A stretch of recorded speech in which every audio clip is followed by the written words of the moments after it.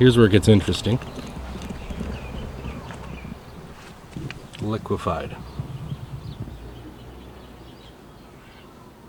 Right there. Front Street still stands frozen in time, waiting for real action, real leadership, and real progress. If you're not from Maui, you probably have no idea just how slow the reconstruction has really been. Today marks 2.5 years since the big fire in Lahaina, and this is what Front Street's commercial area looks like right now. Heartbreakingly, not a single commercial rebuild has begun. It's hard to even picture it now, but this used to be a bustling market. Today, it's nothing but burnt-out shops and empty lots.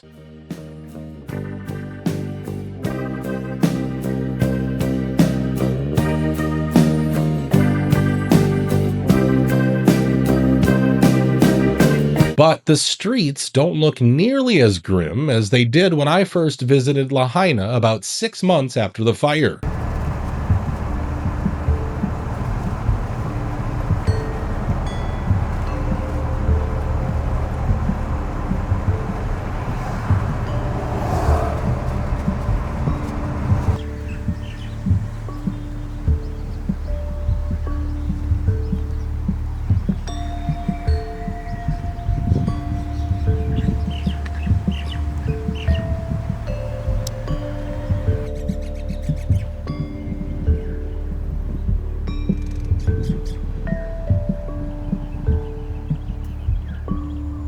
Walking through what was left of cars and homes, I saw firsthand how vicious those flames were.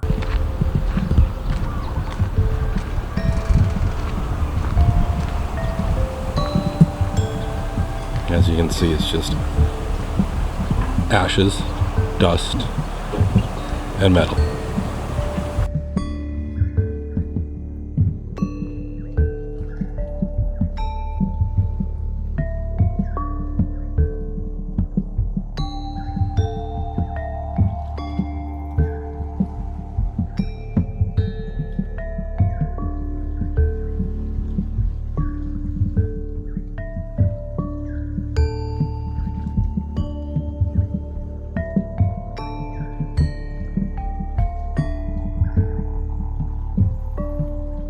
All around me, I only saw melted metal and glass and signs of complete and utter destruction. Completely melted car, like literally everything gone. Wow. Glass melted.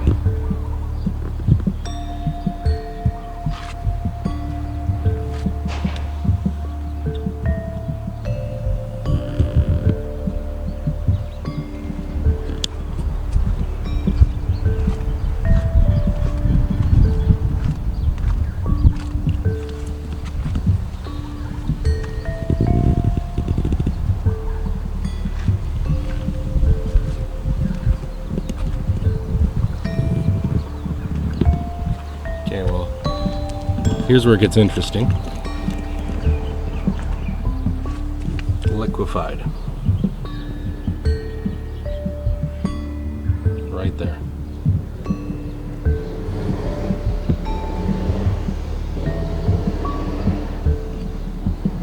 That is crazy. More signs of melted glass and liquefied metal. And more.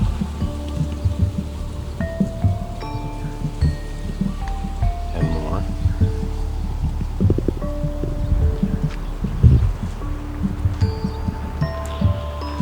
And more.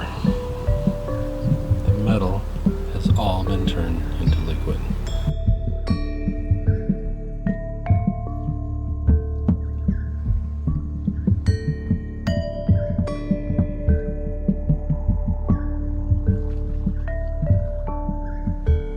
The ground was also covered in this strange, sticky substance that clung to your shoes. And what I've noticed as I'm walking around here, my feet are sticking to the ground. like a tacky surface. Yet somehow, in the middle of all that destruction, there were homes that looked completely untouched, like the fire just skipped them. All right, let's see if you can help answer this question. Why is everything completely turned into ash and dust?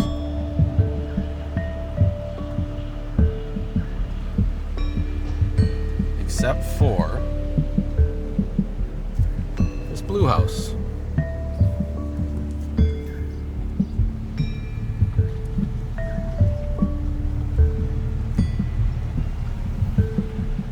Which is still intact. And blue vehicles. But the most heartbreaking thing I saw in Lahaina wasn't the ruins. It was the people. Families who lost everything. Loved ones gone. Homes wiped off the map. And instead of getting help, they were forced to live in tents while FEMA just watched.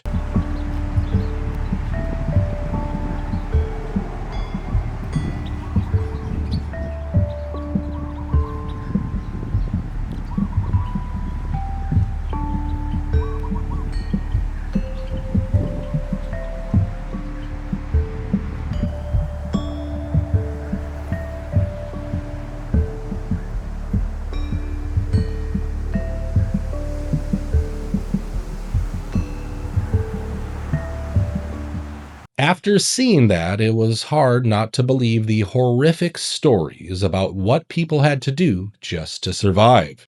And then after the wildfires in Maui, residents voiced concerns that every FEMA employee that they spoke with had different answers. None of them had conversations that resulted in getting assistance that was helpful or any clarity in their situations.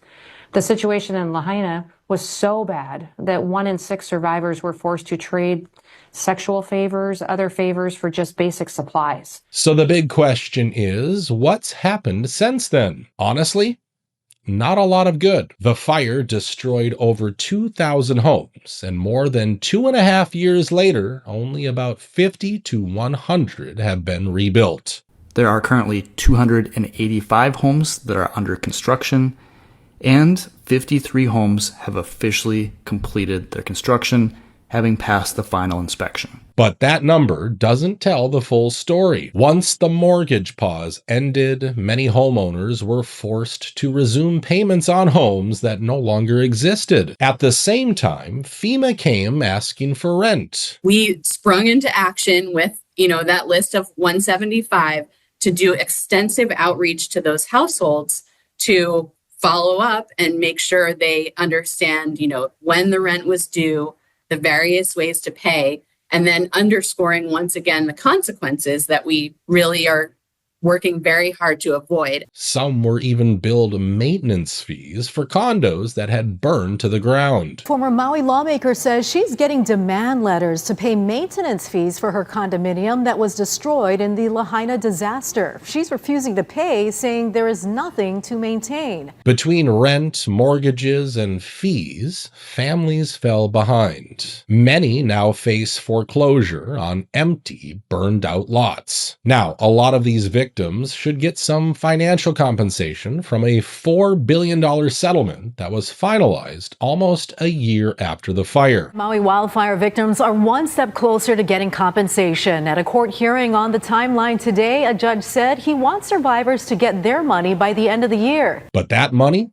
It's still stuck in legal limbo. It needs to stop. I really feel upset that the insurance carriers and their legal representation are putting a pitchfork in the backside of all the parties involved in this horrific litigation. They know if the class settlement goes away, then the whole thing goes away.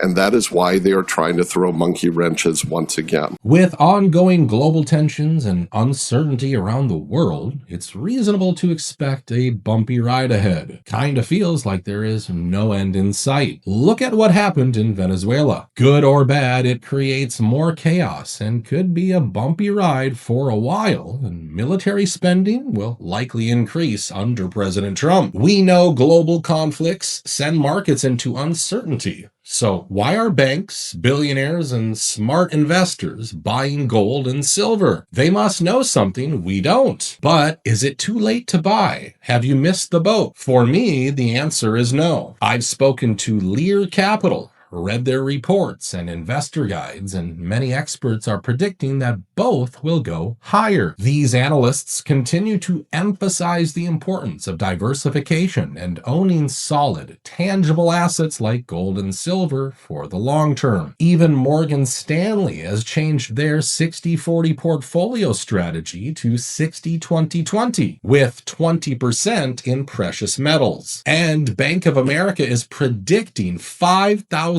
gold prices this year. And that's why I decided to partner with Lear and share this opportunity for you to also get you educated and understand how precious metals can help protect and grow your portfolio. Of course, it's great when markets rise, but it's also important to have assets that historically act as a store of value during uncertain times. They're great people to speak with. Just give them a call at 800-480-1100. Or go online to learhustle.com. So why Lear? Well, they're a long-standing company, over 28 years of experience, over $3 billion in trusted transactions. They have thousands of 5-star reviews and an A+ rating by the Better Business Bureau. Oh, and my personal favorite, they are the only company with a 24-hour risk-free purchase guarantee, so you don't pay unless you are 100% satisfied. Don't be fooled by all these pop-up fly-by-night companies. If you're interested in investing in metals, call a company that has been around. This is why I trust Lear, and you can too. Give them a call at 800-480-1100 or go to learhustle.com and download their free information. You'll be glad you did.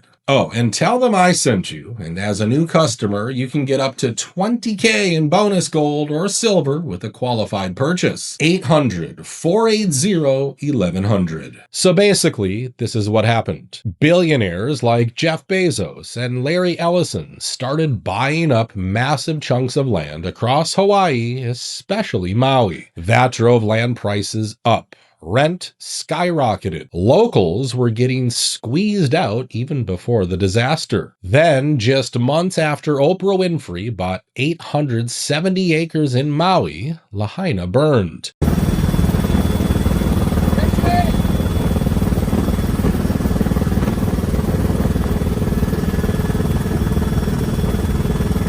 During the fire, we heard reports that people were not allowed to escape. They routed us straight through on the Kane Hall Road instead of going down to the main highway. And then now they shut the gate for everybody to go through. And they put us going back towards the fire now. So what are we supposed to do? In the middle of brushland. There really wasn't a way past the next light without going into the cannery parking lot. It was blocked. But once they got into the cannery parking lot, pretty much everyone ended up going out the exit back or in front of Safeway. And that put them on Front Street. They were just part of the traffic jam. Sirens were intentionally not used. Do you regret not sounding the sirens? I do not. And the reason why... and so many people said they could have been saved if they had time to escape. Had a siren gone off... The sirens, as I had mentioned earlier, is used primarily for tsunamis. And that's the reason why many of them are found, almost all of them are found on the coastline. And firefighters didn't have enough water to fight the flames. Is that we've become used to looking at water as like something which we use and not necessarily something that we revere as that thing that gives us life, right? I mean, to me, it's a shift in value set. And, you know, if we can start to really look at how we as humans in an island can reconnect to that traditional value set. So really my motto is always like, let water connect us and not divide us. Like we can share it, but it requires true conversations about equity. And after the smoke cleared, instead of rebuilding homes, the government rolled out tiny cottages, with FEMA acting as the landlord. On Maui tomorrow, FEMA will officially open its temporary group housing site in Lahaina for wildfire survivors. And the project will add 167 modular units in the area. It's being funded by FEMA and the state. Meanwhile, mortgage companies keep applying pressure. No settlement money. No ability to rebuild. So, the only option left, sell the land and move to some other state. And that's how Lahaina is disappearing. Not all at once, but slowly, piece by piece. Isaiah Kawahara is among the 40% of Lahaina residents affected by the Maui wildfires who've left the island. Not gonna afford. Just to put it that way, not going to afford. And the latest UHERO report indicates that many more may be forced to leave Hawaii when temporary housing programs end in 2026. And while these families are being pushed out of their own hometown, Oprah Winfrey is out there showing off what fans are calling a miraculous body transformation. Yep, inhale down. Just through your feet, arms just hold on. There we go. Inhale. Another billionaire landowner, Bill Gates, is also busy bragging about how he'd still be insanely rich even after giving away 99% of his fortune to fund his future plans. But I would still be a billionaire.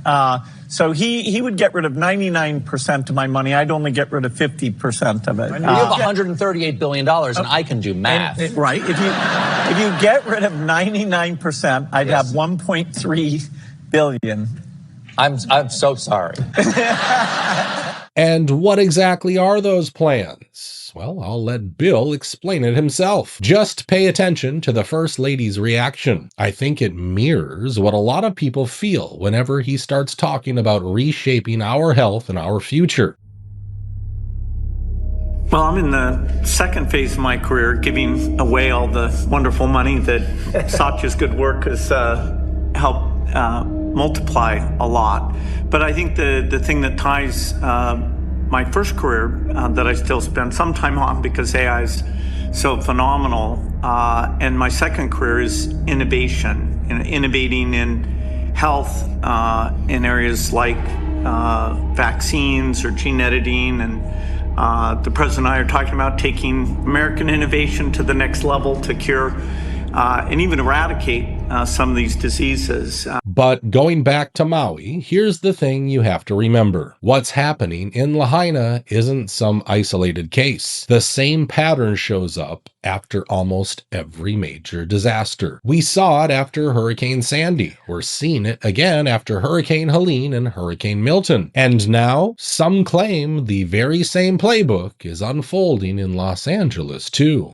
Well, investors are snapping up land in LA County neighborhoods decimated by the January wildfires. According to Redfin, investors bought about 40% of lots sold this year in Altadena, Pacific Palisades, and Malibu. Many sellers are elderly or underinsured, unable to rebuild after losing their homes in the fire. How does Gavin Newsom and Karen Bass allow this to happen?